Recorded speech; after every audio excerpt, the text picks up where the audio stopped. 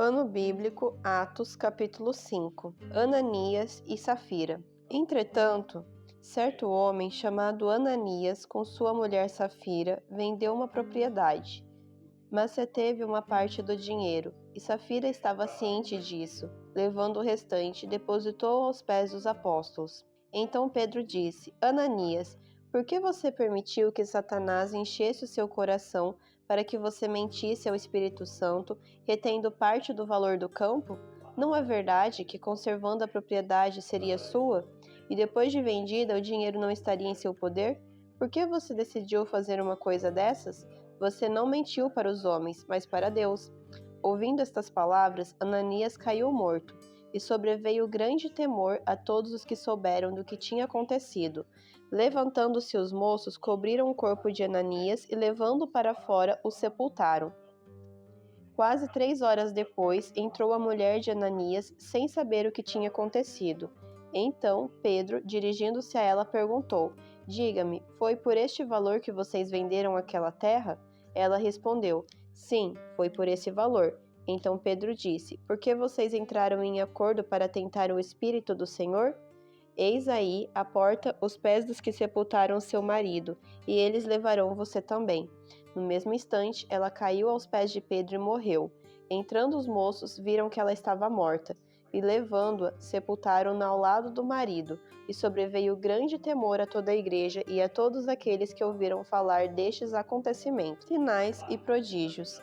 Muitos sinais e prodígios eram feitos entre o povo pelas mãos dos apóstolos, e todos costumavam se reunir, de comum acordo, no pórtico de Salomão.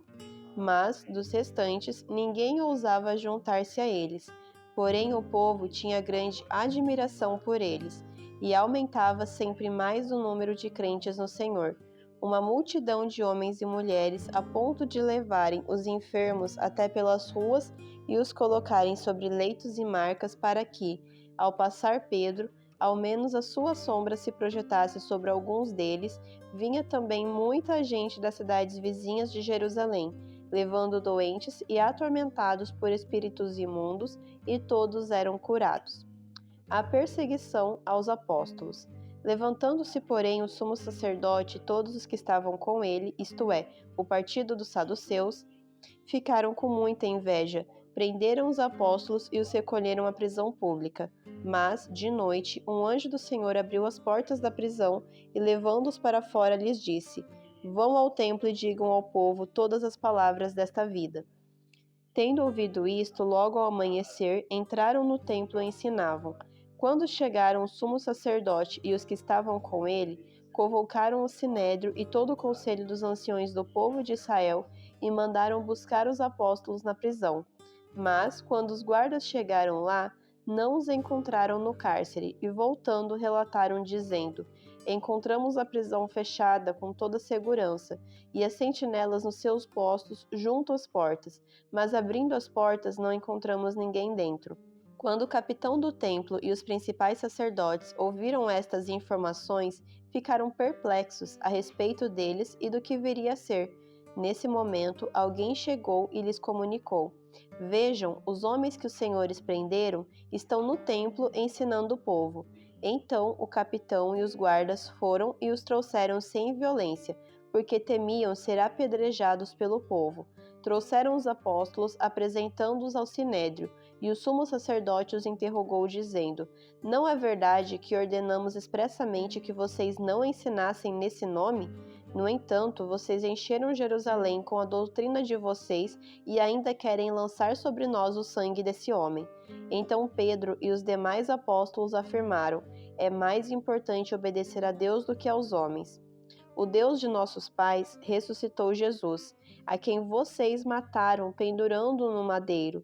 Deus, porém, com a sua mão direita, o exaltou a príncipe e salvador, a fim de conceder a Israel o arrependimento e a remissão de pecados. E nós somos testemunhas destes fatos, nós e o Espírito Santo que Deus deu ao que lhes obedecem. Eles, porém, ouvindo isso, se enfureceram e queriam matá-los. O parecer de Gamaliel. Mas levantando-se no sinédrio um fariseu chamado Gamaliel, mestre da lei, respeitado por todo o povo, mandou que os apóstolos fossem levados para fora, por um momento. Então disse ao sinédrio: Israelitas, tenham cuidado com o que vão fazer a estes homens, porque há algum tempo atrás se levantou Teudas, dizendo ser alguém muito importante ao qual se juntaram cerca de 400 homens. Mas ele foi morto, e todos os que lhe obedeciam se dispersaram e foram reduzidos a nada. Depois disso se levantou-se Judas o Galileu, nos dias do recenseamento, e levou muitos consigo. Também este foi morto, e todos os que lhe obedeciam foram dispersos. Neste caso de agora, digo a vocês, não façam nada contra esses homens, deixem que vão embora, porque, se este plano ou esta obra vem de homens, será destruído. Mas se vem de Deus, vocês não poderão destruí-los e correm o risco de estar lutando contra Deus. E os membros do Sinédrio concordaram com Gamaliel. Então chamaram os apóstolos e os açoitaram, e ordenando-lhes que não falassem no nome de Jesus, os soltaram. E eles se retiraram do Sinédrio muito alegres por terem sido considerados dignos de sofrer afrontas por esse nome. E todos os dias no templo e de casa em casa não cessavam de ensinar e de pregar que Jesus é o Cristo.